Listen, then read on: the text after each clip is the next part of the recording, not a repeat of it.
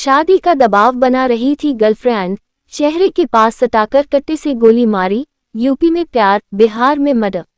अगर कोई किसी से इतना प्यार करता है तो वह उसकी हत्या कैसे कर सकता है। सोनी की कहानी में प्यार और धोखा दोनों ही लिखा था। जौनपुर के एक छोटे से गांव में रहने वाली सोनी कुमारी एक खूबसूरत और साहसी लड़की थी। उसका दिल गोपालगंज के रहने वाले रमेश यादव यानी राज के लिए धड़कता था। लेकिन ये प्यार एकतरफा था, क्योंकि राज उसके प्यार को समझने के लिए तैयार नहीं था।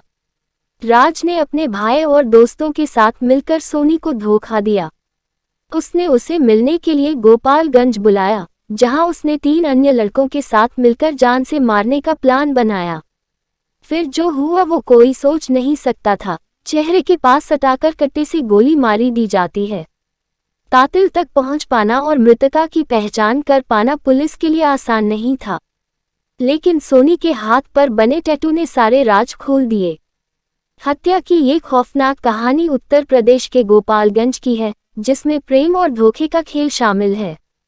ये घटना बीते साल के फरवरी के महीने में हुई थी।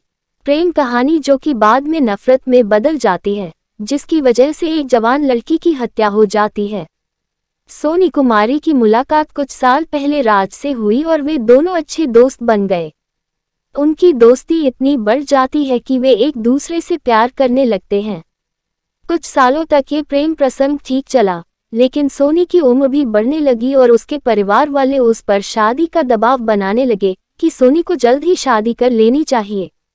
लेकिन घरवाले इस बात से अनजान थे कि सोनी राज से बेहद प्यार करती थी और वह किसी से शादी के बारे में सोच भी नहीं सकती।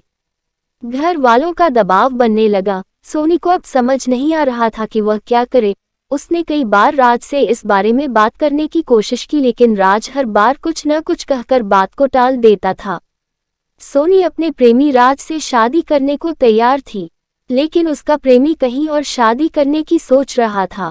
सोनी राज पर शादी करने का दबाव बना रही थी, लेकिन उसका प्रेमी कहीं और शादी करना चाहता था।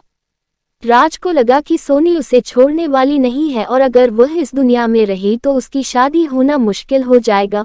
फिर हुआ ये कि राज ने पूरी बात अपने भाई को बता दी। भाई ने राज से कहा कि अगर तुमने उससे शादी नहीं की तो लड़की को रास्ते से हटाना पड़ेगा, क्योंकि वह तुम्हें छोड़ने वाली नहीं है।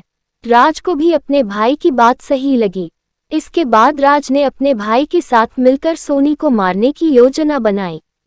चेहरे के पास सटाकर कट्टा से गोली मारकर। सोनी को नहीं पता था कि 3 फरवरी की रात सोनी की आखिरी रात होने वाली है। राज ने 3 फरवरी को सोनी को गोपालगंज मिलने के लिए बुलाया और अपने भाई के साथ मिलकर उसकी हत्या कर दी। सोनी को गोली मारी गई। राज ने चेहरे के पास सटाकर कट्टा से गोली मारी थी। हत्या के बाद शव को गांव के पास सड़क किनारे गेहूं के खेत में फेंक दिया गया था, जिसे पुलिस ने 4 फरवरी की सुबह बरामद किया था। प्रेमी के भाई समेत 3 गिरफ्तार। पुलिस ने सूचना के आधार पर टेक्निकल एविडेंस को बरामद किया और लड़की की हत्या में शामिल 3 अपराधियों को गिरफ्तार किया। इनमें प्रेमी का भाई और पवन कुमार शामिल है। वहीं फरार प्रेमी समेत अन्य अपराधियों की गिरफ्तारी के लिए पुलिस छापेमारी कर रही है। अपराधी तक पहुंचना आसान नहीं था। अपराधियों ने जिस तरह से चेहरे के पास सटाकर कट्टा से गोली मारकर लड़की का कत्ल किया था, उससे कातिल तक पहुंच पाना और मृतका की पहचान कर पाना पुलिस के लिए आसान नहीं था। लेकिन कहते हैं न कानून के हाथ लंबे होते हैं और पुलिस से कोई बच नहीं पाता है। लाश के हाथ में टैटू था। पुलिस ने जांच शुरू की तो टैटू के जरिए 9 फरवरी को पता चला कि बॉडी यूपी के जौनपुर की रहने वाली सोनी यादव की है। टेक्निकल सेल और एसआईटी की टीम ने टैटू से हत्या की तफ्तीश शुरू की और कातिल अपराधियों की पहचान कर उन्हें गिरफ्तार कर लिया। लड़की की भी पहचान हो गई और उसके परिजनों को सूचना देकर बुलाया गया है।